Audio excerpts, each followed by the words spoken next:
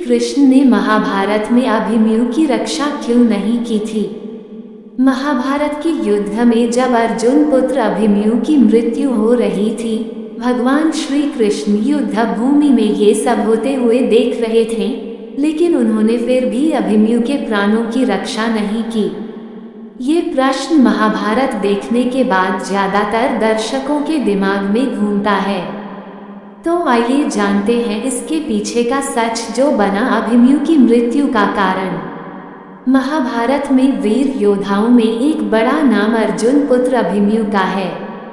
अभिमन्यु ने जन्म लेने से पहले ही चक्रव्यूह में प्रवेश करने का ज्ञान प्राप्त कर लिया था, लेकिन बाहर आने का मार्ग न जानने के कारण उसकी मृत्यु हो गई।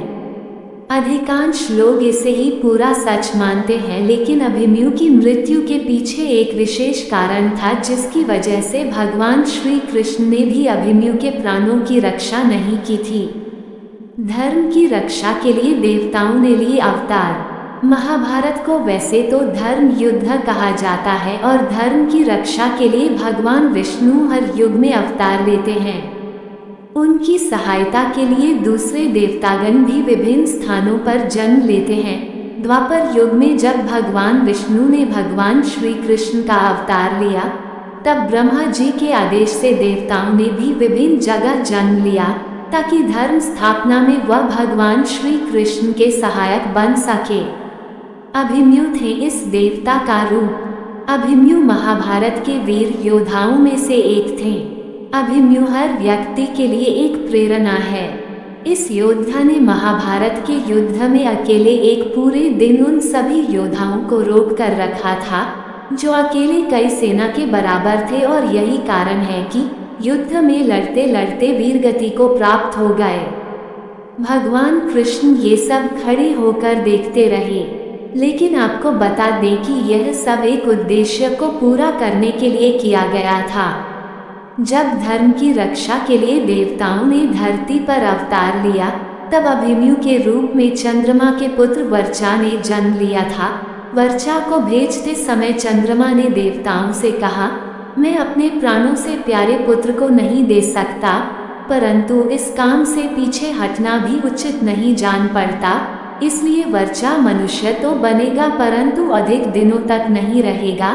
भगवान इंद्र के अंश नरावतार होगा जो भगवान श्री कृष्ण से मित्रता करेगा, अर्थात अर्जुन होगा।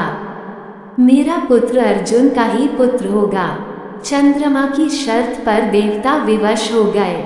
चंद्रमा माँ ने अपने पुत्र वर्चा के लिए देवताओं के सामने ये भी शर्त रखी कि भगवान कृष्ण के सामने ही मेरा पुत्र चक्रव्यूह का भेदन करेगा और घमासान युद्ध करते हुए बड़े बड़े महारथियों को भी चकित कर देगा, परंतु दिन भर युद्ध करने के पश्चात साया काल तक उसकी मृत्यु होगी और वह वापस मेरे पास आ जाएगा।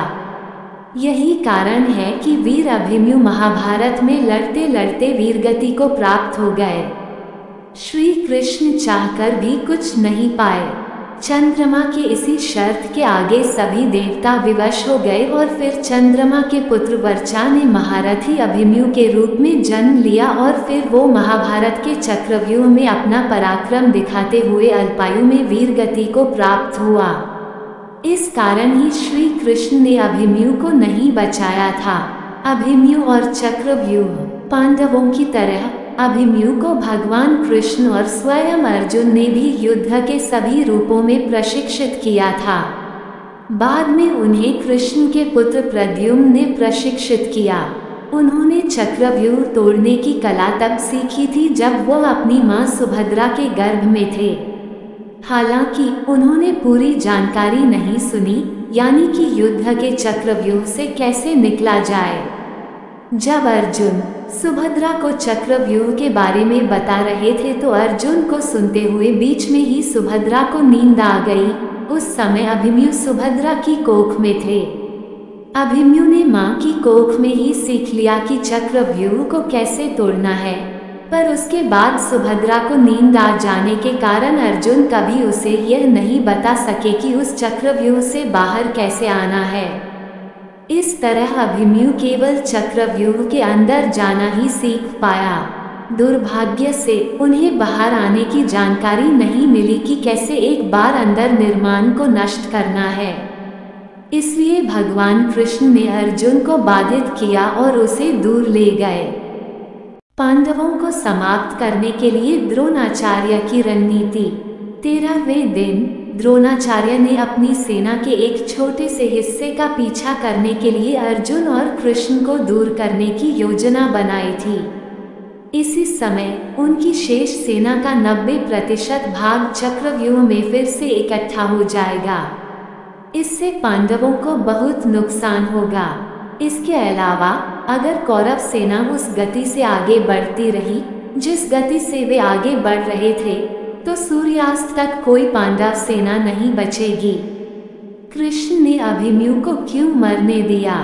लेकिन एक संरक्षक, मित्र और अर्जुन के मार्गदर्शक के रूप में निश्चित रूप से भगवान कृष्ण अभिमन्यु को बचाने में मदद कर सकते हैं, लेकिन उसने ऐसा नहीं किया।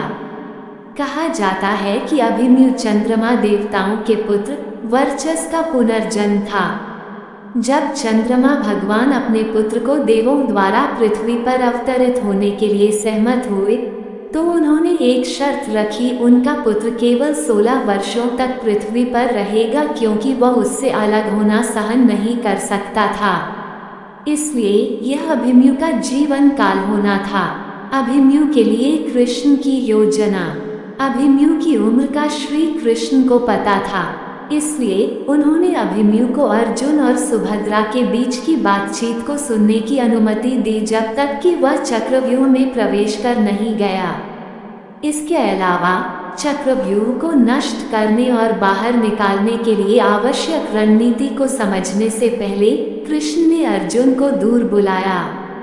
इसलिए अभिमन्यु को इसका कोई ज्ञान नहीं हो पाया था। अभिमन्यु को क्यों मरना पड़ा? अभिमन्यु की मृत्यु अपरिहार्य थी, लेकिन आवश्यक भी थी।